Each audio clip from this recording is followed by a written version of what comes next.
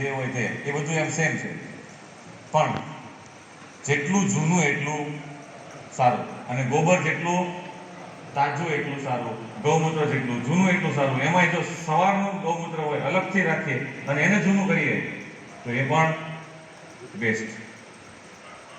તો આવી રીતે ગોબર અને ગૌમૂત્રનો આપણે પ્રયોગ કરીએ. ગૌમૂત્ર જૂનું છે સારું, એવી રીતે ઘી પણ જેટલું જૂનું એટલું સારું, સરખું બનાવ્યું હોય તો, નહીં તો ખાટી વાસ આવવા મળશે.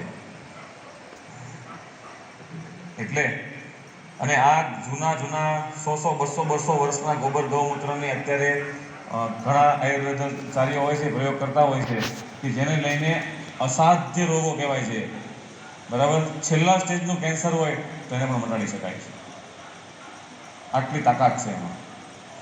તો આ છે ગોબર અને ગૌમૂત્ર. ત્યાર પછી આવે છે બેસન. બેસન એટલે કોણ શું કહેવાય? શા માટે બેસન લખવું પડે છે પેલા કહી દઉં છું. બધા જ કઠોળનો લોટ ચાલે, જેમાં લખ્યા છે ને એ બધા જ કઠોળનો લોટ ચાલે. આ લખેલા છે એના સિવાયનું એક પણ નહીં. તમારા કાગળમાં લખેલા છે ને એ ચાલશે, એના સિવાયનું એક પણ નહીં ચાલે. તો બેસન એટલા માટે લખવામાં આવે છે કે સરળતાથી બધી જ જગ્યાએ મળી જાય, કારણ કે ભજીયા આખા ભારતમાં ખવાય છે, અને ભજીયા બનાવવા માટે શું જોઈએ? બેસન જોઈએ. એટલા માટે બેસન લખવામાં આવે છે. હવે આ બેસનની અંદર, બેસન એટલે ટૂંકમાં આપણે કઠોળનો લોટ લઈએ. કઠોળના લોટમાં જીવામૃત માટે સૌથી શ્રેષ્ઠ કઠોળ કયું?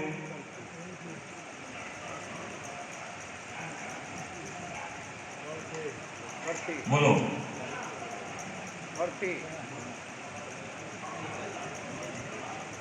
ચણા.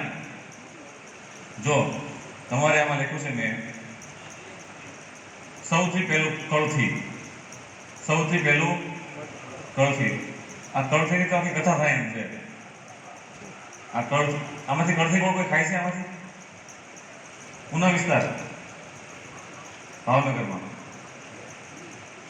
તો વધારે ખવાય તકલીફ થાય છે કે નહીં ને? કેટલા વર્ષોથી ખાવ છો કળથી? બાપ દાદાના જમાનાથી. ક્યાંથી કોઈને તકલીફ થઈ? સાંભળી લેજો બધાય, તમારી વચ્ચેના છે, વર્ષોથી કળથી ખાય છે, બરાબર, કોઈ તકલીફ છે નહીં. અને કળથી પાછળનું જે કૌભાંડ થયું છે એ તમારે સાંભળવા જેવું. જેમ દૂધની પાછળ પણ કૌભાંડ થયું છે, બરાબર, આપણી ખેતીને બરબાદ કરવામાં પણ કૌભાંડ થયું છે. આપણી પાસે એટલો બધો સમય નથી એટલે હું લઈ શક્યો નથી, બાકી એના માટે પોણો કલાક જોઈએ આ કૌભાંડ સમજવા માટે. પણ આ કળથીનું કૌભાંડ તો હું કહીશ જ. જેના ઘરમાં કળથી હોય અને અઠવાડિયામાં 1 થી 2 વખત કળથી ખવાતી હોય ને, બરાબર, એ ઘરના કોઈ માણસને ક્યારેય દવાખાને જવું પડે નહીં. હા, પણ પ્રાકૃતિક હોય તો, બાકી રસાયણ ઠોક કરી હોય તો કળથી બિચારી શું કરે? અને કળથી પાછી વસ્તુ એવી છે કે જેટલી પતલી જમીન હોય, પથરાળ જમીન હોય ને, એમાં સારી થાય, પાછી વધારે ઉત્પાદન આપે, ઓછા પાણી થાય પાછી, અને કોઈ જીવાતની માથાકૂટ નહીં.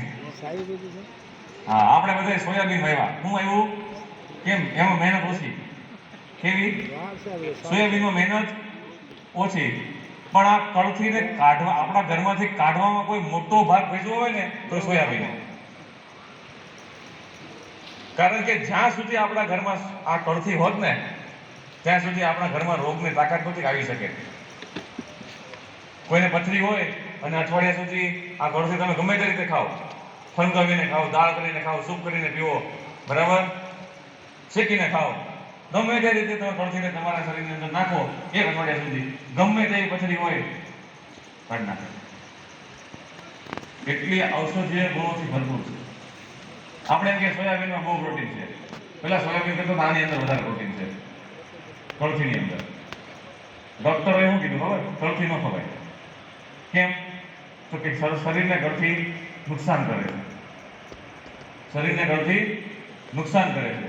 આવું કહીને આપણા ધર્મમાંથી ગળથી કઢાય, કોઈથી હાંધા દુખત નહીં. હવે સોયાબીનની વાત કરીએ. સોયાબીન તો પેલા સોયાબીન આપણું તો છે જ નહીં, આપણું દેશી ખાણું તો છે જ નહીં. ચાઇનાથી એવું છે. ક્યાંથી એવું છે? હવે આમાં તમે સમજી જજો, મારે વિશેષ બહુ વાત નહીં કરવી પડે આની. તો ક્યાંથી આવ્યું છે? ચાઇનાથી આવ્યું છે. પછી એક નેધરલેન્ડમાંથી પણ આવ્યું હતું. નેધરલેન્ડમાંથી એવું નેધરલેન્ડમાં જે પશુપાલન થાય, બરાબર, એ પશુપાલનમાં એ લોકો સોયાબીન પશુને ખવડાવે, લોકો નથી ખાતા. કોને ખવડાવે છે? પશુને ખવડાવે. પછી સોયાબીનને લીધે જમીનમાં જે કંઈ નુકસાન થયા ને નેધરલેન્ડમાં, એને લીધે નેધરલેન્ડ વાળાએ નક્કી કર્યું કે આપણે હવે સોયાબીન વાવવા નથી, આપણે ભારત પાસેથી લઈ લઈશું. ભારતની જમીન ભલે બગડતી. હજી આ સોયાબીન મગફળીને પણ કાઢવાનું છે, ધ્યાન રાખજો. હજી આપણે નહીં સુધરીએ તો આપણું જે મૂળ દેશી ખોરાક છે એને પણ આ કાઢવાનું છે. તળથી તો કાઢી, હવે મગફળીને પણ આ કાઢવાનું છે, તેલના બાને. પહેલા સોયાબીન એવું કઠોળના બાને, હવે તેલના બાને. તમે સોયાબીન, કોઈ આમાં સોયાબીન વાવ્યું છે? દાણા ક્યારે તમે પથ્થર ઉપર ઘેસા? તો ઘસજો. તમે મગફળીનો દાણો હોય એ પથ્થર ઉપર ઘસો તો શું થાય? તેનો અર્થ શું થયો? કે મગફળીના બીમાં તેલ છે. તલનો દાણો ઘસો તો, એરંડો ઘસો તો નીકળે તેલ, દબાવો તો આવે તેલ. સોયાબીનને કરજો, અને આવે તો મને કહેજો. આવે તો કહેજો, બરાબર, આપણે કથા મૂકી દઈશું. હું શાંતિથી ભજન કરીશ. સોયાબીનની અંદર નેચરલ તેલ છે જ નહીં. સોયાબીનની અંદર નેચરલ તેલ છે જ નહીં. અને આપણા શરીર એક તેલને પચાવી શકે જેના દાણા આપણે કાચા ખાઈ શકાય. મગફળી ખાઈ શકાય, તલ ખાઈ શકાય. સમજાય ગઈ વાત હવે? અને આ બધા કે સોયાબીનમાં તેલ છે, ક્યાંથી કાઢ્યું છે? કયો ક્યાંથી કાઢ્યું છે એ કયો? હાલો. સોયાબીનમાં તેલ છે નહીં, પણ સોયાબીનમાં એક ગુણ છે કે તમે એને તેલમાં ડુબાડો ને તો તેલ ખેંચી લે, ચરબી ખેંચી લે, બરાબર. હવે પામ તેલમાં નાખીને આવું કરે અને પછી એ તેલનું તેલ કાઢે, એ સોયાબીનનું તેલ કાઢે અને આપણે સોયાબીનમાં તેલ નીકળે, ધૂળ તેલ નીકળે નહીં. દાદા, ચોખાનું જે તેલ આવે છે ને એ ચોખાનું તેલ નથી હોતું. ચોખાની જે ઉપર પોલિશ કરે ને એમાં ખુશ્કી નીકળે, એટલે કે પાવડર જેવું નીકળે, એમાં તેલ છે પાછું. એમાં તમે હાથમાં ચોળો ને તો હાથ આપણો તેલ વાળો થાય, એમાં તેલ છે. જેને ખરેખર આપણે ખાવાનું છે ને એને કાઢી નાખીએ છીએ ચોખામાં. મકાઈમાં તેલ છે, પણ કયું? મકાઈનું જે પ્રોટીન છે ને, મકાઈની અંદર જે સ્ટાર્ચ, એ સ્ટાર્ચમાંથી તેલ બનાવવામાં આવે છે. બીજમાંથી, જે આપણે બીજ કહીએ છીએ ને, એ બીજમાંથી તેલ કાઢવામાં આવે છે. તમે બીજ કાઢીને હાથમાં દબાવજો, તેલ નહીં નીકળે. પણ આ બનાવે છે, બનાવવાવાળા એનું બનાવે છે. તેલ આપણા શરીરમાં એ જ નખાય કે જેના દાણા આપણે કાચા ખાઈ શકાય, બાકીનું કોઈ તેલ ખવાય નહીં. અને એવું ઉગાડાય નહીં. આપણે ઉગાડીએ તો કાઢે ને લોકો, ઉગાડીએ તો કાઢે ને. એટલે પહેલા આપણે સમજવું પડશે ખેડૂત તરીકે, સોયાબીન વાવવા કે નહીં. હવે બીજું તમને આને કરતા આગળ વાત કરું. આ સોયાબીન શા માટે ઘાલવામાં આવ્યા આપણા ઇન્ડિયામાં, શા માટે નાખવામાં આવ્યા? આ સોયાબીનની અંદર એમ કહેવાય છે વધારે પ્રોટીન છે. વાત સાચી, પ્રોટીન વધારે છે, પણ કયું કે જે પ્રોટીન આપણું શરીર પચાવી શકતું નથી. જે પચાવી શકે તો એકદમ ઓછું છે, એના કરતા તો મગ હારા, આ કળથી હારી, એ તો વધારે છે. એમાં સોયાબીનની અંદર આપણે મગ અને ચણા એના કરતા પણ વધારે ચરબી છે. પ્રોટીન પણ છે, પણ જે પ્રોટીન આપણું શરીર પચાવી શકતી નથી. અને આ સોયાબીનને પ્રમોટ કરવા માટે એટલો બધો પ્રચાર પ્રસાર ચાલે છે. આટલો પ્રચાર છે ને, આ કળથીમાં કર્યો હોત ને બરાબર? તો અહીંયા બેહવું ન પડે. હે હવે તો સોયા મિલ્ક આવવાનું છે હમણાં. હા, અત્યાર સુધી અમૂલે દબાઈ રાખ્યું છે. હા, મળે છે. સોયા મિલ્ક, સોયા ઓઇલ, બરાબર, સોયા સોસ, આ બધું જ છે. હા, હવે સોયાબીન ખાઈએ એટલે એમાં રહેલી જે ચરબી છે એ આપણું શરીર પચાવી શકતી નથી. એ ચરબીને પચાવવા માટે એ સોયાબીનને પહેલા તમારે આપણા ગાય છે, ભેંસ છે, બરાબર, આમને ખવડાવો તો એ પ્રોટીન એમના માટેનું છે, એ પચાવી શકે. એના શરીરમાંથી પચીને પછી આપણે દૂધ માટે આવે તો આપણે એ પચાવી શકાય. તમને એક તમારી જાણકારી માટે બાબત એક વાત કરું કે તમને કીધું નેધરલેન્ડમાં પશુપાલન માટે, ત્યાં પશુપાલનમાં પીગરી થાય. પીગરી, તમને પીગરીમાં ખબર નહીં પડે, શુદ્ધ ભાષામાં કહું, ભૂંડ પાલન થાય. ભૂંદરા પાલન, આજકાલ ભૂંદરા. હા, આપણે પશુપાલનમાં ગૌ પાલન કરીએ, ભેંસ પાલન કરીએ, એમ ત્યાં શું થાય? ભૂંડ પાલન થાય, જેને સુધરેલી ભાષામાં પીગરી કહેવાય. હવે આ ભૂંડ છે એમાં તો કઈ દૂધ તો કાઢવાના છે નહીં. એના માટે ભીંડ પાલન કરે છે, બરાબર? હવે એમાં એવું હોય કે જેટલી ચરબી વધારે એટલો વધારે ભાવ મળે. આપણે કેમ દૂધમાં ફેટ પ્રમાણે ભાવ મળે, એમ એને ફેટ પ્રમાણે ભાવ હોય એમાં પણ. હવે ફેટ વધારવા માટે શું કરે? એને સોયાબીન ખવડાવે. એટલે ટૂંકમાં આ સોયાબીન છે એ ભૂંડનો ખોરાક છે, આપણો નથી. અને આપણી જમીનનો નથી હો. આપણી જમીનને સોયાબીન તમને એમ થાય સુધારશે, નાઇટ્રોજન ફિક્સિંગ કરશે. નાઇટ્રોજન ફિક્સિંગ તો કરશે, બરાબર. ઘણા લોકો હોય ને, આમ આંગળી આપીએ ને તો પોંચો પકડે, અને પોંચો આપે સીધો ખંભો પકડે. બસ આ સોયાબીન આવું છે. નાઇટ્રોજન ફિક્સિંગ તો કરે, પણ જમીનમાંથી વધારે પ્રમાણમાં પોષક તત્વો લઈ લે છે, જેથી કરીને જલ્દી આપણી જમીન છે એ બંજર થવાની છે. એટલે હા, પ્રચાર કરવાવાળા બહુ જોરશોરથી પ્રચાર કરે છે. સોયાબીનના બિસ્કિટ મળે, ચાલો, સોયાબીનના બિસ્કિટ મળે, સોયાબીનની કૂકી મળે, બધું જ મળે. તમે ક્યારે સાંભળ્યું મગના બિસ્કિટ મળ્યા? આપણે માંદા હોય ત્યારે શું ખાઈએ છીએ? મગ. તો મગના કઈ બિસ્કિટ મળ્યા? તો આનું શું કરવું આ બધાનું? આ જે બધાય છે એનું નામ નો લેવાય અહીંયા, કારણ કે એના સ્ટેજ ઉપર ઉભા છે.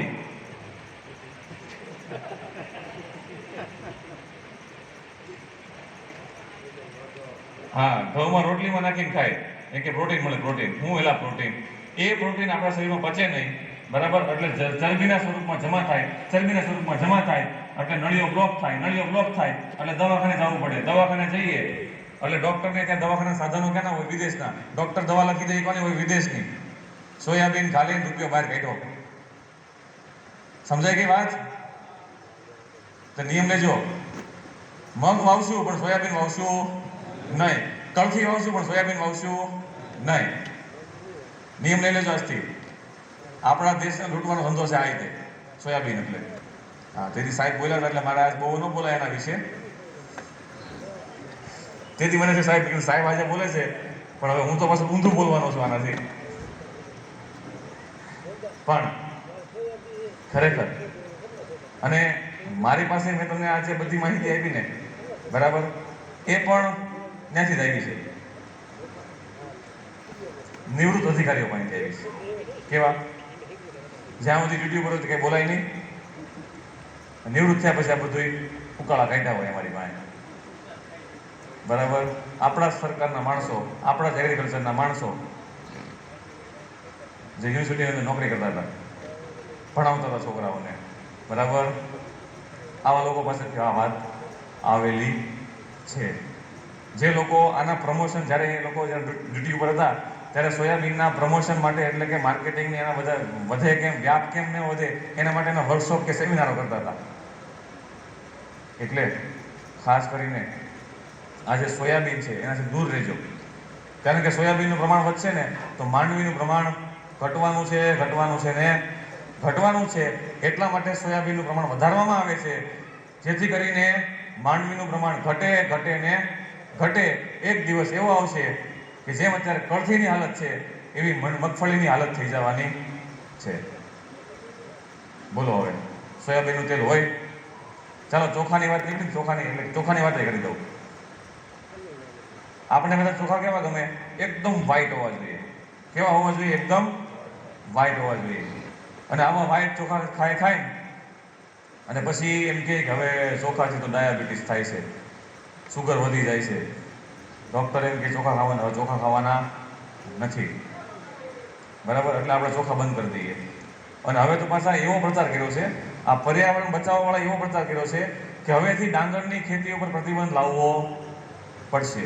એલા ભાઈ, ઓલા કતલખાનામાં આટલા બધા કપાય છે એના કરતાં તો ઓછું અમે પ્રદૂષણ કરીએ છીએ ડાંગરની ખેતીમાં. કતલખાનાઓ જે પ્રદૂષણ કરે છે હવાનું, પાણીનું અને જમીનનું, એના કરતાં તો અમે ડાંગરની ખેતીમાં ઓછું કરીએ છીએ. આ જે દેશની અંદર સૌથી વધારે કતલખાના છે ને એની જ વાત છે. એના લોકો એમ કહે છે ડાંગરની ખેતી બંધ કરવી પડશે. તો વિચાર તો કરો, આ કેવા કેવા લોકો છે. હ્યુમન રાઇટ્સની વાત કરતા હોય, કેવી હ્યુમન રાઇટ્સની વાત કરતા હોય, અને પાછા જ્યારે હોટલમાં જમવા જાય ને માંસાહાર ખાતા હોય. તો હું એનિમલના રાઇટ્સ નથી જીવવાના? મરઘાને જીવવાનો હક નથી? છે કે નહીં?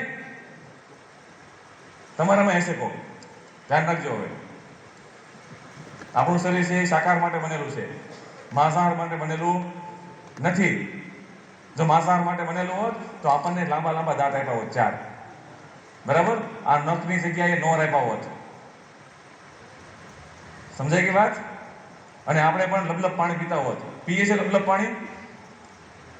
તો હવે બસ આટલામાં સમજી જજો. ચોખા કેવા ખાવા? તો જો તમારે ચોખા ખાવા હોય ભર પેટ, બરાબર, અને કોલેસ્ટ્રોલ અને ડાયાબિટીસમાંથી દૂર રહેવું હોય તો ચોખા હંમેશા અનપોલિશ્ડ ખાવાના. કેવા? અનપોલિશ્ડ ખાવાના. એટલે કે પોલિશ કર્યા વગરના હોય એવા ખાવાના. પોલિશ કરે એટલે એકદમ સફેદ થઈ જાય. પણ જો એ પોલિશ ન કરે ને તો પીળાશ જેવો હોય. કેવો હોય? પીળાશ જેવો હોય. તો લાલ કલરનું કવર આવે એમાં, લાલ કડા હોય તો. બરાબર? એટલે ચોખા અનપોલિશ્ડ ખાવાના, જેથી કરીને ભગવાને આ રચના ચોખા ઉપર મૂકેલી જ છે, આપણે એને હોશિયારી કરી છે. ચોખાને 2 કવર હોય, એક ઉપરનું ફોતરી, પછી અંદર દાણા ઉપર બીજું એક કવર આવે, જેને આપણે કુસ્કી કહેતા હોઈએ છીએ. અત્યાર સુધી આપણે ચોખા ખાંડીને ખાતા હતા. જો ખાતા હતા? કોઈ દિવસ કોઈ ડાયાબિટીસ થયો તો? કોઈને? આ બધા ભેગા બેઠા છે અહીંયા. જ્યાં સુધી ચોખા ખાંડીને ખવાતા હતા ત્યાં સુધી કોઈને ડાયાબિટીસ, સુગરના પ્રોબ્લેમ હતા નહીં. કારણ કે ચોખ્ખો ખાતા હતા, વ્યવસ્થિત પચી જતા હતા, જેથી કરીને એને ચરબીમાં રૂપાંતર થતું નહોતું. અને ખાંડતા હતા ત્યારે કોઈ પોલિશ થવાની વાત જ આવતી નહોતી. અત્યારે રાઈસ મિલની અંદર ચોખાને પહેલાં ફોતરી કાઢવામાં આવે, પછી એને પોલિશ કરવામાં આવે. હવે પોલિશ કરવામાં આવે ને એમાં એક પાવડર નીકળે જેને કુસ્કી કહેવાય. આ કુસ્કીની અંદર ઓઇલનો ભાગ હોય છે. જે ચોખાનું તેલ મળે છે ને એ આમાંથી કાઢવામાં આવે છે. હવે એ જે પાવડર છે એ ચોખાની દાણા ઉપર રહેવો જોઈએ, અને એ જે ચોખો છે એ પાણીમાં એની સાથે પાકવો જોઈએ, જેથી કરીને ચોખાનું જે ઉપરનું કવર છે, ફોતરી નીકળી ગઈ છે, પણ એ જે કવર છે એ કવરની અંદર ફાઈબર હોય. અને ફાઈબર શું કામ કરે? એ ચોખાના દાણાની અંદર જે સફેદ દાણો છે એને પચાવવા માટે શરીરની અંદર કામ કરે છે. હવે આપણે જેને પચાવવા માટેનું જે રાખ્યું હતું ભગવાને એ આપણે કાઢી નાખ્યું. ચોખાના દાણાને આપણા શરીરની અંદર વ્યવસ્થિત પચે એ રાખ્યું તે કાઢી નાખ્યું, અને હોશિયાર થઈને સફેદ દાણા ખાધા એટલે એ પચે. હવે તમને કલ્પના નહીં આવે, અમારા એક ભગતને પેટનું કેન્સર હતું, અલ્સર હતું, પછી અલ્સર પછી કેન્સર થઈ ગયું હતું. બરાબર? તો એમને ડૉક્ટરે અનપોલિશ્ડ ચોખા અને મગ ખાવાના કીધા હતા. કેવા? પોલિશ કર્યા વગરના ચોખા અને મગ ખાવાના કીધા હતા ડૉક્ટરે. વિચાર કરી લો. હવે આના ઉપરથી તમારે વિચાર કરી લેવાનો કે આપણા શરીર માટે કયા ચોખા સારા. અને આ તો ધોળા કરીને આપે, ચરબી વધે, ડૉક્ટર પાસે જઈ પૈસો બાય. ડૉક્ટર ક્યારે એમ નહીં કે તમે આવા ચોખા ખાઓ. કેમ? આપણે ખાઈએ તો દુકાન બંધ થઈ જાય એની. સોયાબીન ખાવાનું બંધ કરી દઈએ, તરથી ખાવાનું ચાલુ કરી દઈએ તો દુકાન બંધ થઈ જાય એની. એટલે ક્યારેય નહીં કહીએ. આવી રીતે આપણે જીવામૃતમાં સૌથી જીવામૃત બનાવવા માટેનું બેસ્ટ કઠોળ હોય તો એ છે કળથી. બરાબર? કળથીને અંગ્રેજીમાં કહેવાય હોર્સ ગ્રામ. હોર્સ એટલે ઘોડો. કારણ કે જૂના જમાનામાં ચણા અને કળથી બંને ઘોડાને ખવડાવવામાં આવતા હતા. એટલે અંગ્રેજો નામ રાખીને ગયા, હોર્સ ગ્રામ કહેવાય આને એમ. એને ડિક્શનરીમાં શબ્દ જ નહોતો પડતી જેવો કાંઈ, એટલે પછી નવો બનાવ્યો કે આ ઘોડો ખાય છે ને એટલે એની પર રાખો હોર્સ ગ્રામ. તો બધા એવા જ છે નામ, ચિકન પી, બરાબર, પીજન પી, આવા જ નામ છે અંગ્રેજોએ આપેલા. અને આપણામાં તુવેર, ચણા, આવા નામ છે. તો 1 કિલો બેસન કેવું લેવું? તો જો આપણી વાડીનું હોય, આપણા ખેતરનું કઠોળ હોય તો સૌથી બેસ્ટ